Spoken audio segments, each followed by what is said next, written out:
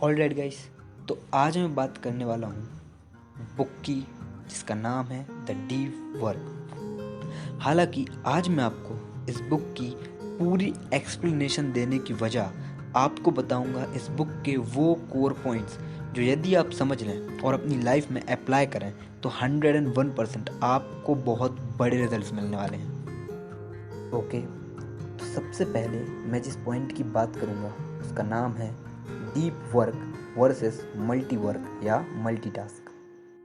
तो यार सबसे पहले तो मैं आपको बता दूं कि मल्टीटास्किंग आपकी एफिशिएंसी और इफ़ेक्टिवनेस को गिरा देते हैं। मैं मानता हूं कि मल्टीटास्क में आप एक ही समय कई अलग अलग काम कर लेते हैं और इन्हें उनके अंजाम तक पहुंचा भी देते हैं, पर मेरा यकीन मानिए वो सभी काम आप उतनी इफ़ेक्टिवनेस से नहीं कर पाएंगे। एक रिसर्च हुई जिसमें एक इंस्टीट्यूट ने 2 ग्रुप्स बनाए 10-10 लोगों के, जिसमें से पहले ग्रुप को वर्ड पजल सॉल्व करना था, पर इसी के साथ उन्हें कुछ रिज्यूम्स देखकर कुछ कैंडिडेट को शॉर्टलिस्ट भी करना था। वैसे ही दूसरी तरफ दूसरे ग्रुप को सिर्फ और सिर्फ वर्ड पजल सॉल्व करना था और उन्हें किसी और काम के लिए नहीं कहा गया। और आप जानते हैं दोनों ग्रुप्स के रिजल्ट क्या रहा? दोनों ग्रुप्स ने वर्ड पजल को सॉल्व कर दिया, पर उसका नतीजा ये निकला कि वो लोग जो मल्टीटास्क कर रहे थे, यानी कि वो वर्ड पजल सॉल्व भी कर रहे थे और कुछ कैंडिडेट को शॉर्ट लिस्ट भी कर रहे थे, उन लोगों को कई वर्ड्स जो उनने सॉल्व किए थे वो याद ही नहीं थे। दूसरी तरफ वो लोग जो सिर्फ और सिर्फ वर्ड पजल सॉल्व कर रहे थे, उन्हें लगभग वो सारे वर्ड्स याद थे जो उन्होंने वर्ड पजल में सॉल्व किया था। इस स्टडी से, इस रिसर्च से हमें ये पता चलता है कि किस तरह से डीप वर्क मल्टी वर्क से कई गुना ज़्यादा इफेक्टिव होता है। इसी के साथ हम चलते हैं सेकंड पॉइंट पर, जिसका नाम है शैलो वर्क। अब मल्टीटास्किंग को भी हम एक तरह से शैलो वर्क कह सकते हैं। इसका मतलब हम फुल कंसंट्रेशन के साथ, फुल फोकस के साथ किसी काम को नहीं करते हैं, इसे ही कहा जाता है शैलो वर्क।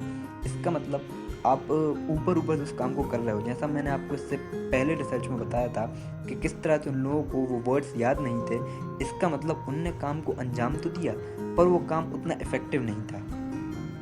सोफिया लेरॉय बताती हैं हमें, जब हम 2 काम एक साथ करें या 2 या 2 से ज़्यादा, तो हम एक काम के बाद जब अपने काम को चेंज करके दूसरे काम पर अपना फोकस लाते हैं, तब हमारा दिमाग पहले के काम में ज़्यादा लगा हुआ होता है और पुराने काम को सोच रहा होता है। और दिमाग की इसी हरकत के कारण हम हमारी एफिशिएंसी और इफेक्टिवनेस दोनों ही गिरा लेते हैं। तो याद रखिए दोस्तों, आपको कभी भी शैलो वर्क नहीं, वर्क की हमेशा डीप वर्क ही करना होगा यदि आप सक्सेसफुल होना चाहते हैं।